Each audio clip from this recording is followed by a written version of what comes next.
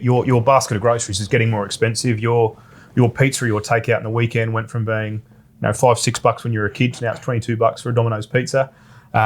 Your rent's going up. You want to buy a house and you're looking at several 13, 14 times your salary for a pretty, not even the 3-bed with the 2 bathrooms. That's for a box unit somewhere where you probably wouldn't want to live anyway. It was 4 times average annual earnings when I left school. So I think Sydney's 13, I think Melbourne's 9, and I think the national average is about 11.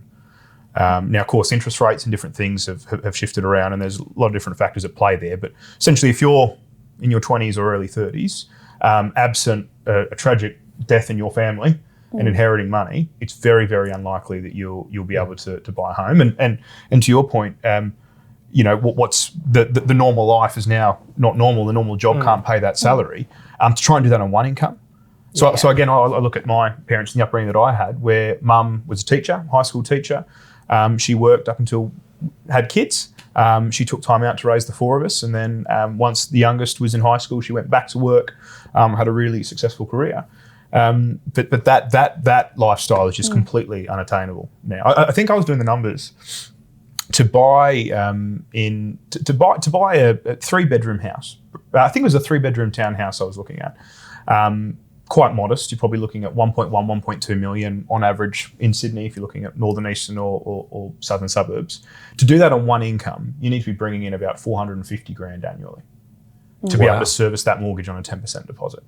Now, it's plus and minus a little bit, but that is just completely That's what a cabinet minister in Australia's paid. Yeah. Oh, it's insane. And to say that to like a 30-year-old or a 35-year-old, that you have to be in the upper elite to just have a slice of suburbia, it's a complete destruction of the social contract between generations. And again, this is why people aren't getting married and aren't having kids, because they don't feel like they have the economic ability to progress in these life stages. Now, I would say they're wrong. And as someone who's married and has kids, I'd propose a different perspective. But you can't deny that kind of economic disconnection is there, which is overwhelmingly disincentivizing and demoralizing. And is it any wonder that the biggest issue is cost of living? I can't afford anything. I feel like I can't get ahead. Well, then when you're so demoralized, where do you find where you can be the hero in your story, or where do you find virtue or some kind of aspiration? Well, it's climate change. There's this big global existential mission that I can be a part of. And so that becomes, we become obsessed with the issues that we're physically disconnected from because we feel unable to impact the issues that we are directly connected to. The numbers support you. I'm a mid-baby boomer, fess up time, I suppose. But the numbers do support you. Joel Kotkin from America has painted this is a really serious problem for Australia. He says, we've always been an egalitarian country. When convicts have done their time, they got 30 acres of land as a minimum. Home ownership's always been a huge part of the Australian psyche. It's tied to us, tying ourselves to our culture and having our families. 60% of Australians now young Australians don't believe they'll own a home unless they inherit. That's a very unhealthy dynamic on every level, including the moral and the spiritual, if I can put that way. Go and read the story of the prodigal son.